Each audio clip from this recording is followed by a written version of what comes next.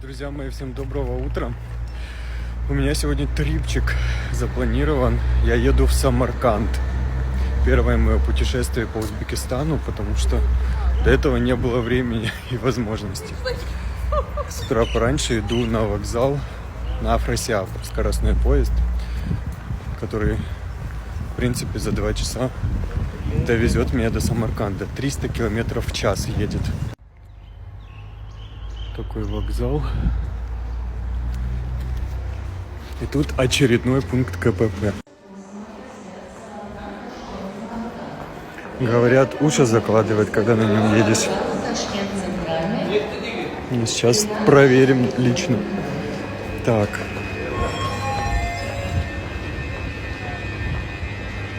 В связи с праздниками курсирует несколько поездов, и все забиты. За 2 недели покупал билет, и то пришлось добывать его с трудом огромным.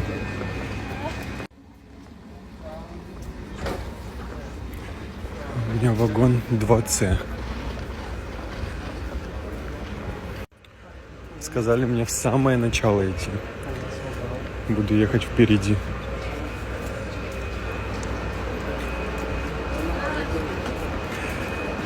Вроде бы обещают красивый вид. Через перевал он едет, насколько я знаю. Так, вот мой вагон, походу. О, пришел я.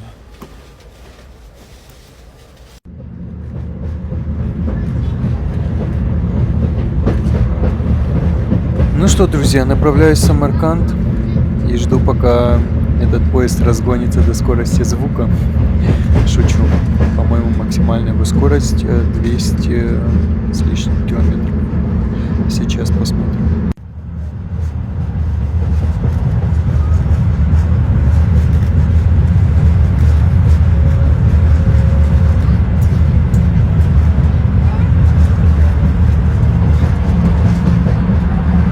Ну вот, максимальная скорость, до которой разогнался поезд, 220 километров.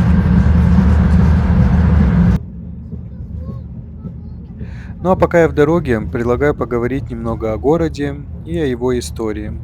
Самарканд – это 3-й по численности населения город Узбекистана, административный центр Самаркандской области. Население приблизительно 600 тысяч человек. Самарканд – один из древнейших городов мира, основанный по археологическим данным в середине 8 века до нашей эры. Древняя Мараканда, столица государства тимуридов, и он же стал первой столицей Узбекистана при советском режиме в 1924 году. Более 2 тысячелетий город являлся ключевым пунктом на Великом Шелковом пути между Китаем и Европой, а также одним из главных центров науки средневекового Востока. В 2021 году город и его исторические, архитектурные и археологические памятники были внесены в список всемирного наследия ЮНЕСКО под названием «Самарканд. Перекресток культур». А тем временем я приехал в Самарканд. Ранее вы видели замечательное здание ЖД вокзала. У меня мега насыщенная программа на сегодня и завтра до обеда, потому что после я возвращаюсь в Ташкент.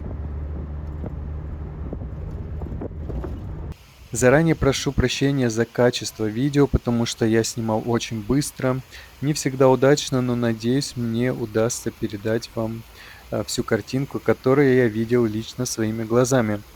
А прежде напоминаю, те, кто еще не подписан на мой канал, обязательно подпишитесь, поставьте лайк, так алгоритмы YouTube продвигают видео, и его сможет увидеть большая аудитория. И нажмите колокольчик, чтобы не пропустить новые и интересные выпуски.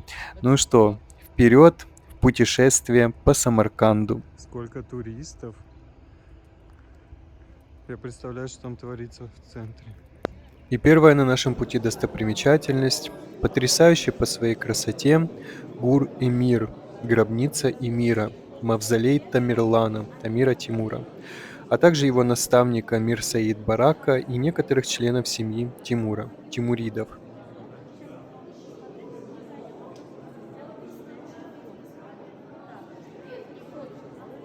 Обалдеть.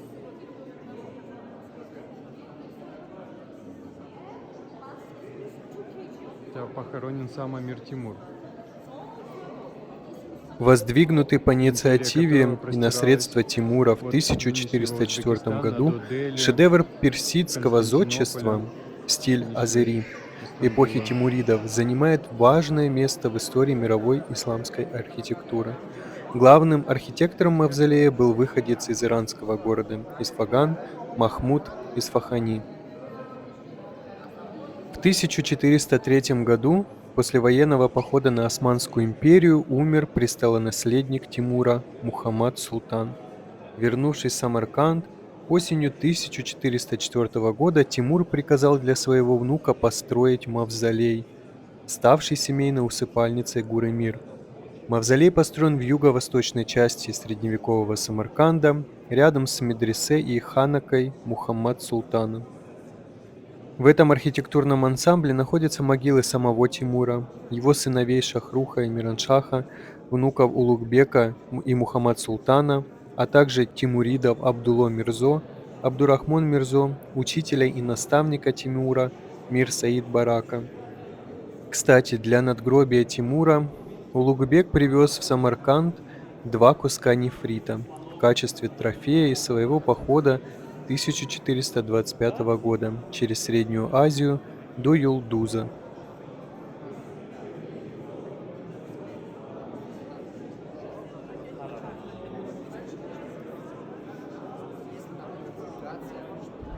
Гуры-Мир представляет собой однокупольное здание со склепом. Он выделяется простой конструкцией и торжественной монументальностью архитектуры. Доминирует огромный ребристый купол, диаметр которого 15 метров, а высота 12,5. А вот, кстати, к тимуровскому времени в Гуры-Мире относится только главное здание мавзолея.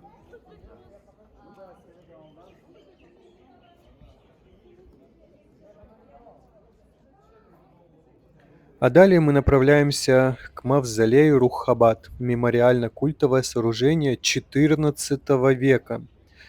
По приказу Амира Тимура в 1380 году был построен мавзолей Руххабад над могилой исламского религиозного деятеля шейха Бурханиддина Сагарджи, родом из города Сагардж. Он получил известность распространением ислама среди кочевников Восточного Туркестана. Вскоре после строительства мавзолей Рухабад становится одним из самых почитаемых культовых сооружений Самарканда. Сам Тимур, проезжая мимо, всегда спешивался с коня. Посмотрев первые достопримечательности, мы идем далее и гуляем по Университетскому бульвару. И действительно, на этой улице расположены корпуса местных университетов. Эта улица мне понравилась тем, что на ней расположены раскидистые, огромные деревья, создающие приятную тень и прохладу. По этому бульвару приятно гулять, несмотря на то, что Самарканд, если честно, мне показался немного пустым в плане зелени, очень много вырубленных деревьев, что создает дискомфорт при прогулке под палящим солнцем. Это китайский университет. А далее мы заметили польский костел и непременно заглянули туда, потому что все-таки корни тянут. А этот костел при советском режиме использовался для других целей, и сейчас он выглядит так и немного отличается от первоначального вида. Едем далее. Я ненадолго умолкаю и предлагаю вам насладиться самаркандскими улицами. Обратите внимание на архитектуру, современную и историческую, как выглядят улицы, люди, и, может быть, для себя сформируйте какую-то картину единую.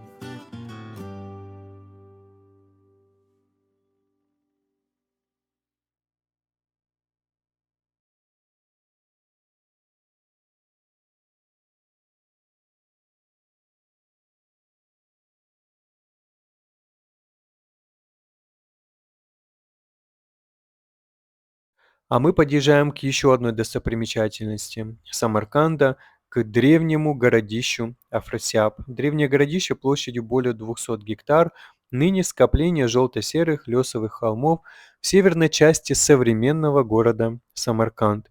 Афросиаб является его руинами древнего города Самарканд.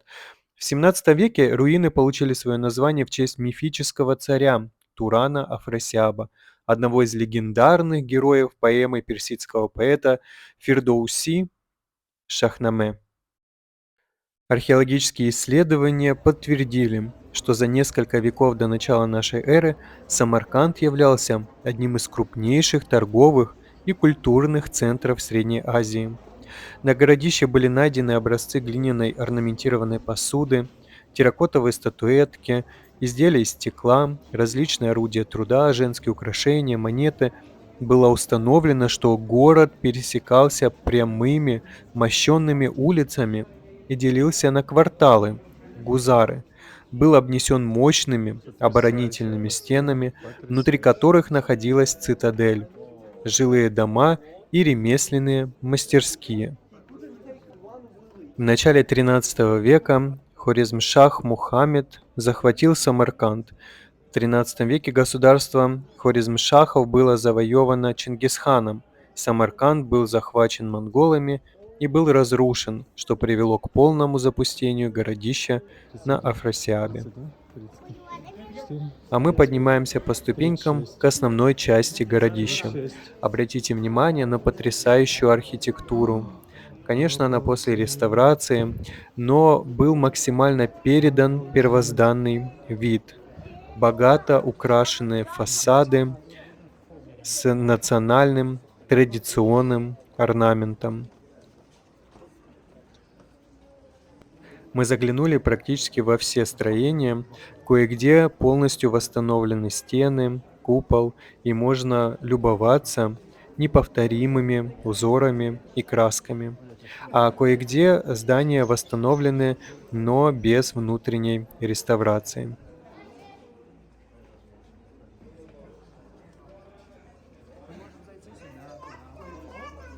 Давай сейчас прогуляемся, а на обратном пути будем заходить.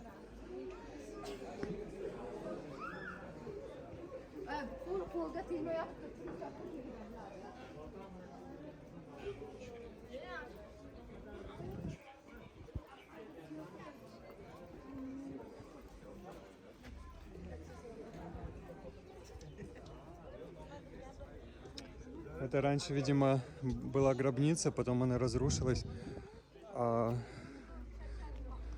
плиты остались надгробные. Потрясающе просто, какая древняя мозаика.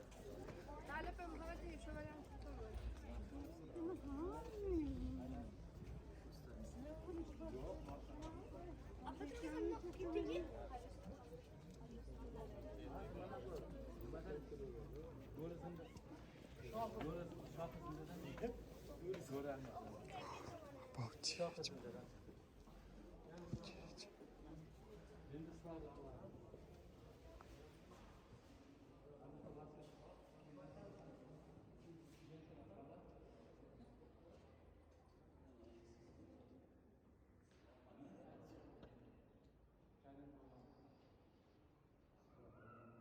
Если честно, меня больше всего привлекали объекты, где максимально сохранено убранство еще с тех времен и с минимальным вмешательством реставраторов.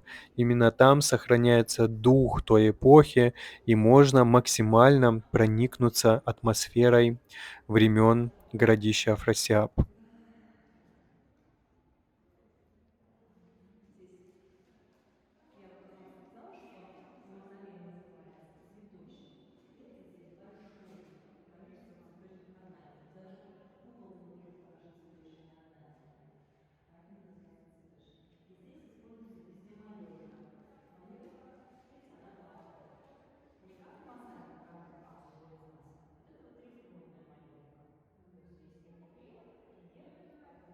То есть здесь и покреп, и нет, поэтому Bora gene. Daha da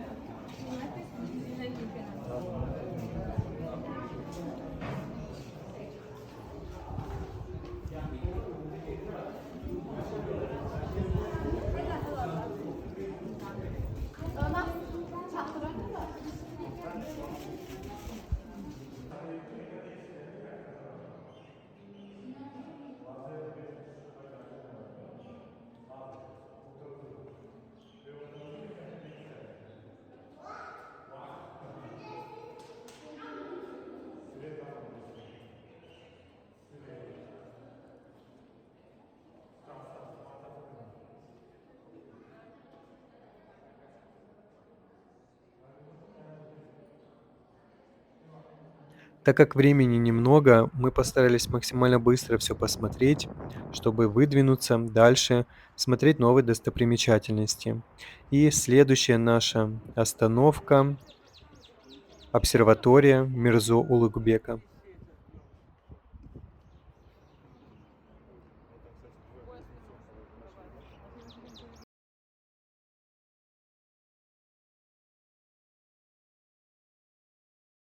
Мы приехали к обсерватории. Это одна из наиболее значительных обсерваторий Средневековья. Построена Улугбеком на холме Кухак в окрестностях Самарканда в 1424-1428 годах. Создатель обсерватории Улугбек, внук Тимура, родился в 1394 году, за 11 лет до смерти своего деда. Став правителем Самарканда в 1409 году, Улугбек старался развивать науку и через 10 лет приступил к осуществлению своей давней мечты — созданию обсерватории. И вот на видео вы видите грандиозный угломер секстант. Согласно сделанной реконструкции, обсерватория имела вид трехэтажной цилиндрической постройки высотой чуть более 30 метров и диаметром 46,5 метров и вмещала ориентированный с севера на юг грандиозный угломер секстант или квадрант радиусом чуть более 40 метров, на котором производились измерения высоты небесных светил над горизонтом при прохождении их через небесный меридиан. Мы также посетили музей, находящийся на территории обсерватории. Ну, откровенно говоря, в Самарканде музеи имеют достаточно скудные экспозиции, и в них не представлены какие-то значимые исторические объекты. Но посетить все-таки стоит. Вот у него такой была обсерватория такая, да? 30 метров в высоту она поднималась.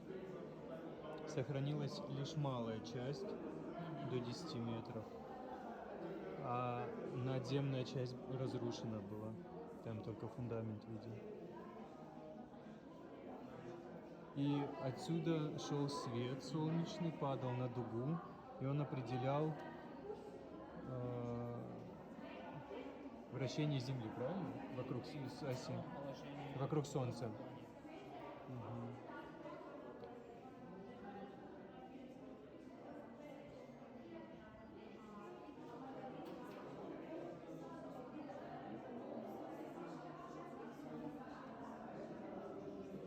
На персидском, да? Записи.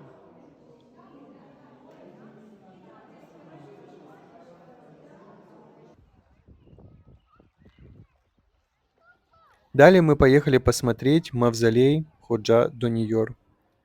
По легендарным сведениям, XVIII века в мавзолей захоронен прах ветхозаветного библейского пророка Даниила, останки которого были привезены в Самарканд и захоронены среднеазиатским средневековым полководцем и завоевателем Амиром Тимуром Тамерланом.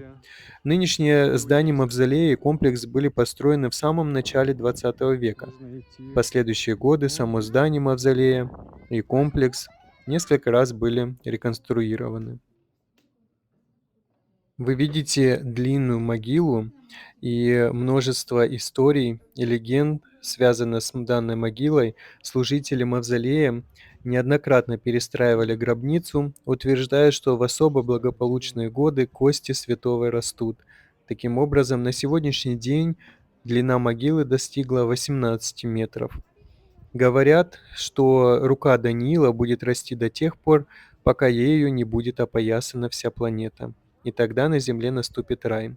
Но согласно другой легенде, и в нее мне больше верится, Тамерлан решил построить гробницу такой длины, чтобы враги и люди алчные не смогли отыскать мощи. А позади гробницы мы обнаружили тропу и решили по ней прогуляться. И ведет она к кладбищу местному и потрясающим видом местной природы.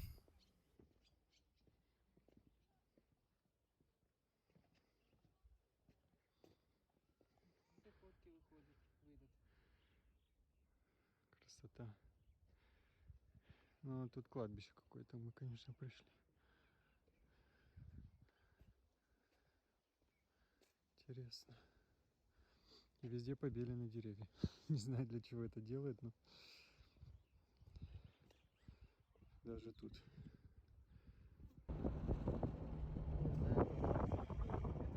На территории городища Афросиаб, на дороге, ведущей от мечети Хазрет-Хызр к мосту через реку Сиаб, находится музей истории Самарканда. Здесь собраны экспонаты различных периодов древней истории города. Ассуарии, остатки древних клинков, ножей, стрел, монеты, керамика, а также уникальные фрески дворца Самаркандского Ихшида VII-VIII веков. Этот дворец был раскопан в 1965 году в центре средневекового города за третьей крепостной стеной и занимал площадь более 1 гектара. В этом зале на южной стене изображено свадебное посольство к Ишхиду Вархуману, вторая половина VII века. Шествие возглавляет невеста, дочь правителя Чаганиана, на белом слоне. Ее сопровождают подруги, сановники на верблюдах и лошадях. На северной стене изображение борьбы всадников с хищниками и лодок с мужчинами и женщинами. На восточной – плавающие в море юноши, птицы и животные. За троном Ишхида изображены сцены приема посольств китайского, чаганианского, чачского и восточно-туркестанского. Дворец несколько раз перестраивался и был разрушен в VIII веке. Династию саму. И вот в каждом направлении, север, юг, запад, восток, изображены определенные сцены. Вот то, что осталось.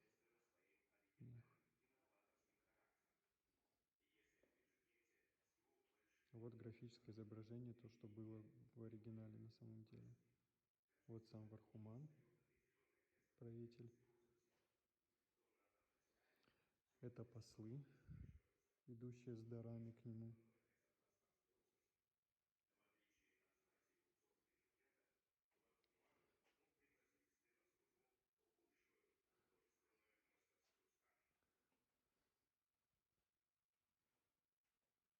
Ну вот мы вкратце посмотрели музей, а теперь направляемся в новый город Самарканд, где строятся отели, где есть грибной канал, различные рекреационные зоны.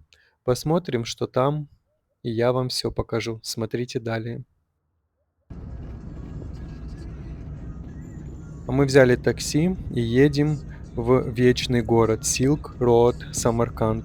Это новый туристический центр, это новый Самарканд. Как предполагается, это место станет притяжением туристов со всего мира, где будут строиться гостиницы, различные рекреационные зоны. И недавно там открылся историко-этнографический парк «Вечный город», и мы на него посмотрим. Я вам постараюсь максимально подробно все показать.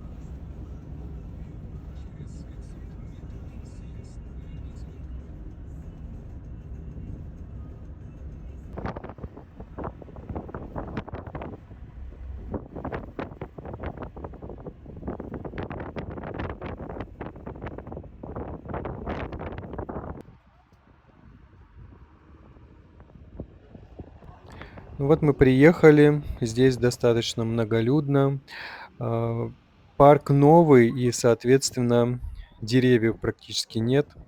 Он под открытым палящим солнцем, поэтому стоит запастись зонтами, шляпами с широкими полями, чтобы не сгореть на солнце.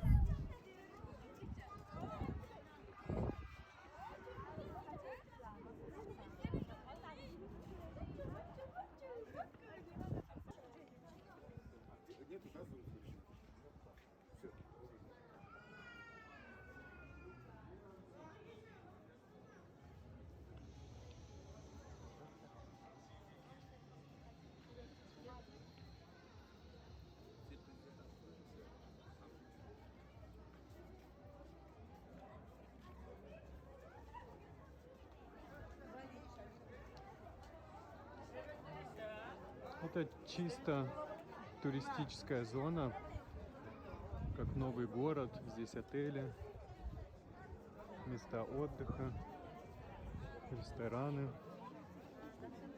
в традиционном стиле все. На эту локацию мы выделили немного времени, буквально минут 40, час, посмотреть все быстро и ехать в город на ужин, потому что есть очень хочется, и за целый день достаточно набегались, устали, и хочется отдохнуть, чтобы завтра с новыми силами смотреть оставшиеся достопримечательности и вернуться в Ташкент. Какой-то что-то амфитеатр. Это обсерватория Улугбека, да. Потрясающе, потрясающе. В принципе, что хочу сказать, задумка интересная. Я надеюсь, что она получит свое развитие, и это место действительно станет точкой притяжения туристов, которые будут приезжать в Узбекистан, в частности, в Самарканд. Здесь есть грибной канал, где занимаются то ли спортсмены, то ли любители. Есть концертная площадка, где играет музыка, и сам большой грибной канал, к которому мы направляемся, чтобы посмотреть в целом на Silk Road Самарканд. Это пока что новый проект относительно, поэтому только все застраивается, появляются новые локации. О, потрясающе.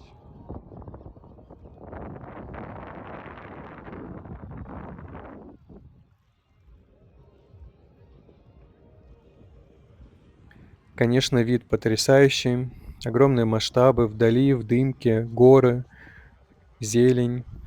Но пока еще место пустынное достаточно, так как немного строений, и в целом сюда нужно добираться на такси, либо на своей машине.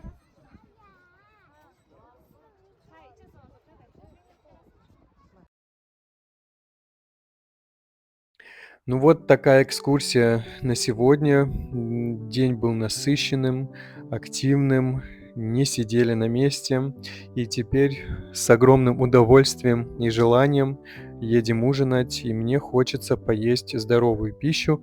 Скорее всего, это будет корейский ресторанчик, потому что, как вы знаете, у меня питание особенное, вегетарианское, здоровое, и, соответственно, нужно искать что-то более подходящее.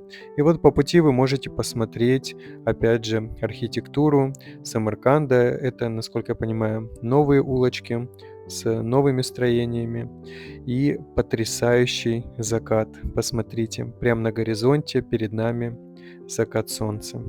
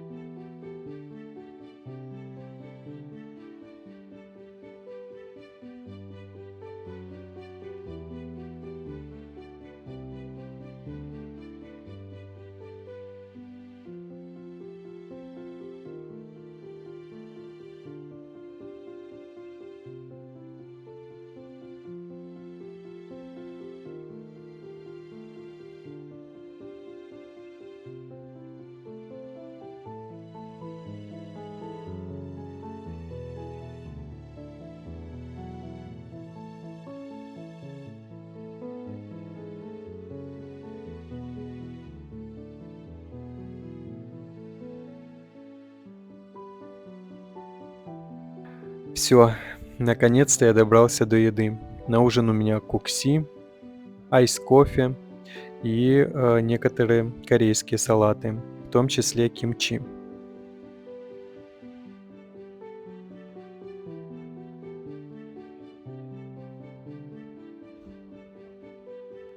Ну, мне есть чем сравнить, и, откровенно говоря, в ташкентских корейских ресторанах немного вкуснее. Наевшись вдоволь, мы пошли отдыхать к площади Регистан. Это одна из главных точек притяжения всех туристов. Площадь в центре Самарканда. Регистаном называли главные площади в городах Среднего Востока.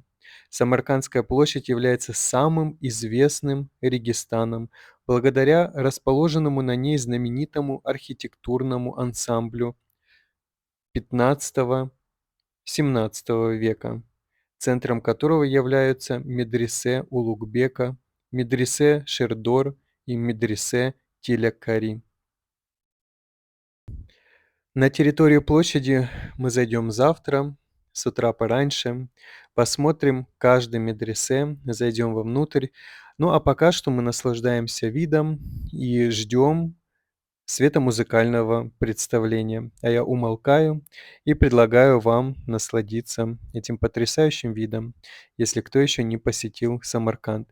Дорогие друзья, а вы пишите в комментариях, кто был в Самарканде. Может, вы нашли какие-то ошибки в моем рассказе, что-то хотите дополнить. Делитесь своими впечатлениями, эмоциями, рассказывайте свои истории, будет интересно.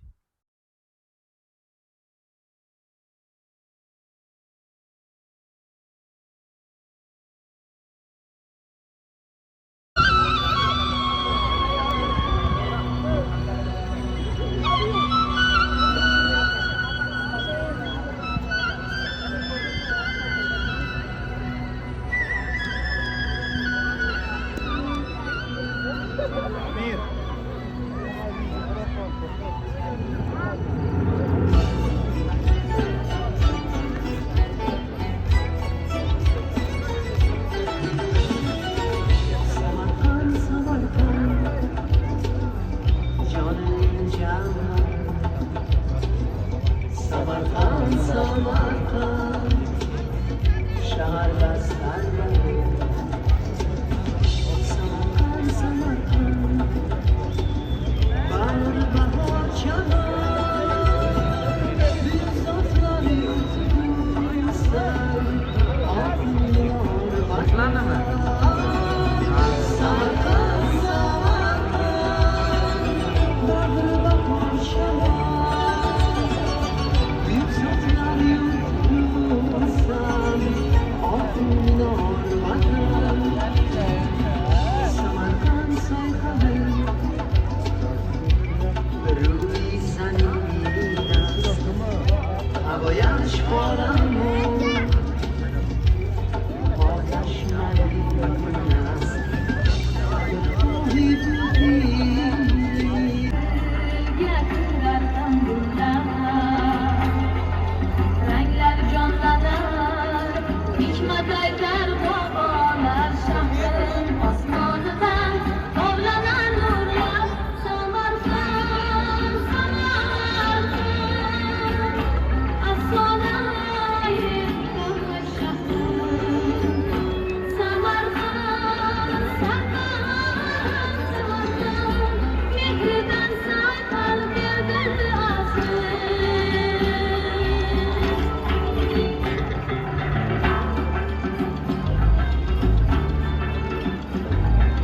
Afghanistan, Türkiye seyyar mihmanlar, ay taşın kaymaklar. Доброго утра, дорогие друзья! Всем отличного, позитивного настроения. А мы с утра пораньше пришли на площадь Регистан. Но уже очень много людей, придется постоять в очереди за билетами. Кстати, билеты для местных, если вы имеете узбекский паспорт, стоят практически в 10 раз дешевле, а для туристов, соответственно, дороже. Купив билеты, мы попали на площадь Регистан. Ансамбль из 3 медресе является уникальным примером искусства градостроительства и замечательным образцом архитектурного оформления главной площади города. Является одним из ярчайших примеров исламской архитектуры. Это В внутренний дворик. 2001 году этот ансамбль вместе с другими древними историческими зданиями Самарканда был включен в список всемирного наследия ЮНЕСКО. Правда, здесь его в базар превратили. А мы Что гуляем по портит каждому немного медресе, фотографии. смотрим внутренние дворики, убранство, орнамент и пытаемся Но все равно запомнить их отличия потрясает друг от друга. воображение. И есть у нас уникальная возможность Представляете, друзья мои, пропитаться духом тех здесь времен. обучались 400 лет назад. Какой 400? Больше? Кстати, старейшим 600? медресе является 1400 медресе какой-то год. Улугбека. Было Постройки возведено в 1417-1420 годах лет. правителем государства Тимуридом Практически и назад. ученым Обалдеть. астрономом Улугбеком.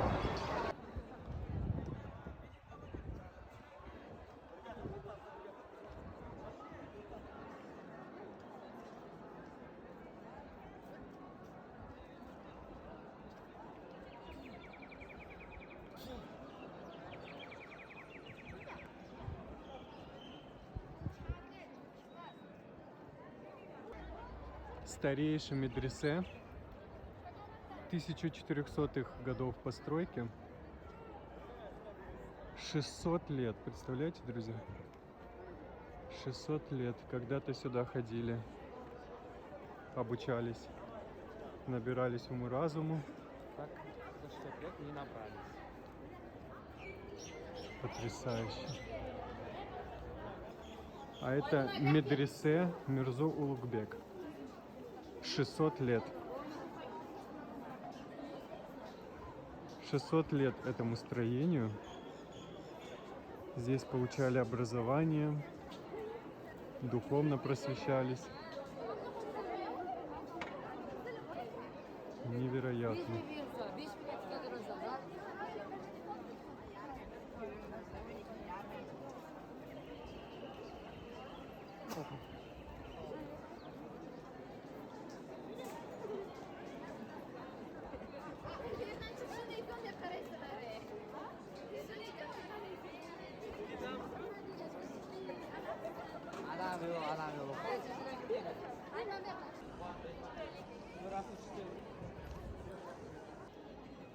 Вау, вау, вау, вау.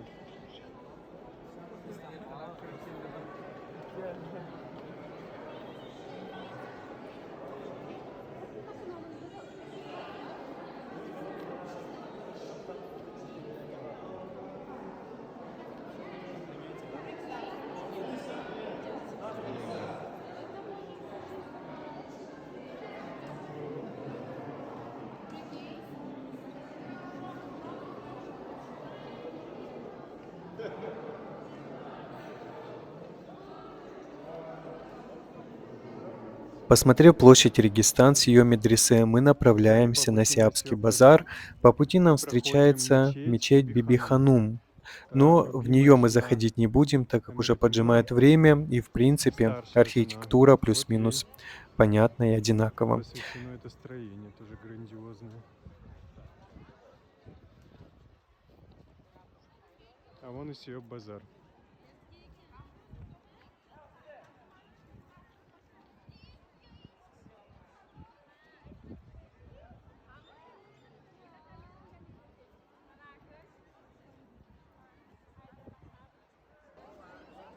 И вот рядом с мечетью Биби-Ханум есть базар, Сиоп базар. Вроде бы он туристический, но цены вроде бы дешевле. На Сиапском базаре мы Друзья, посмотрели называется цен, и даже дороже, сравнили но стоимость цен, продуктов, реальная цена, поэтому орешки, сказали, сухофрукты что будет и дороже, убедились, что соответственно, действительно здесь дороже, чем берем на нашем родном такой Куйлюке. вкусный, Поэтому мы посмотрели глазками, потрогали и пошли за сувенирами, потому что я хотел себе на память купить какой-то сувенир, и выбор пал на... И на 20 тысяч. На 20 тысяч. Давай на 25. Сколько он там? На 30? На Вот сколько? измени лик.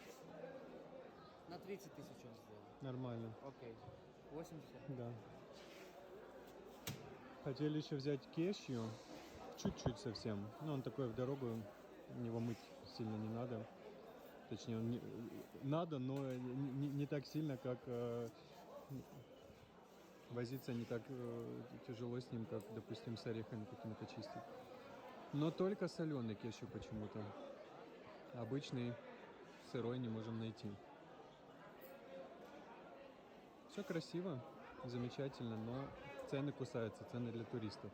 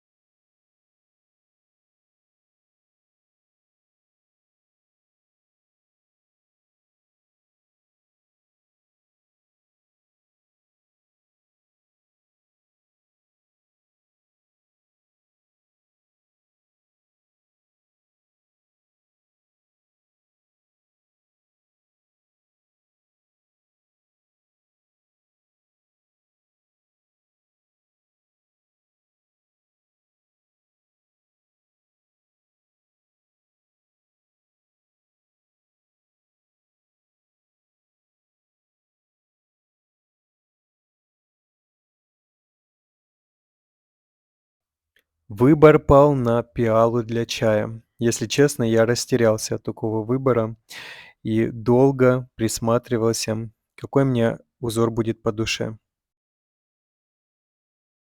Выбор сделан, сувенир упакован, может быть, это начало моей новой коллекции пиалушек для чая. А нам пора на вокзал, так как время уже подходит к концу, а вот и наш поезд. Надеюсь, интересное было, познавательное, увлекательное путешествие. Я старался снимать как можно больше, хоть и глаза мои постоянно отвлекались, и я порой забывал достать камеру, но тем не менее постарался сделать фильм интересным и увлекательным. Надеюсь, вам понравилось. Пишите в комментариях, делитесь своими впечатлениями, может, своей личной историей путешествия в город Самарканд. Я благодарю вас, друзья, за внимание, что вы смотрите мой канал. Безгранично вам благодарен и рад всегда общению с вами.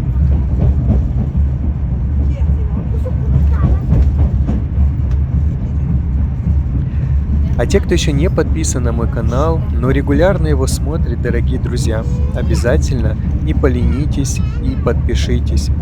Поставьте лайк. Так YouTube поймет, что мой канал нужен, важен и интересен для вас. А без ваших подписок и лайков мой канал будет редко попадаться в рекомендациях, и его мало кто сможет посмотреть. Пожалуйста, не поленитесь, подпишитесь и поставьте лайки. Я благодарю вас за внимание и надеюсь на вашу ответную благодарность за мою работу. Лайк и подписка. Всем хорошего дня, берегите себя и будьте здоровы!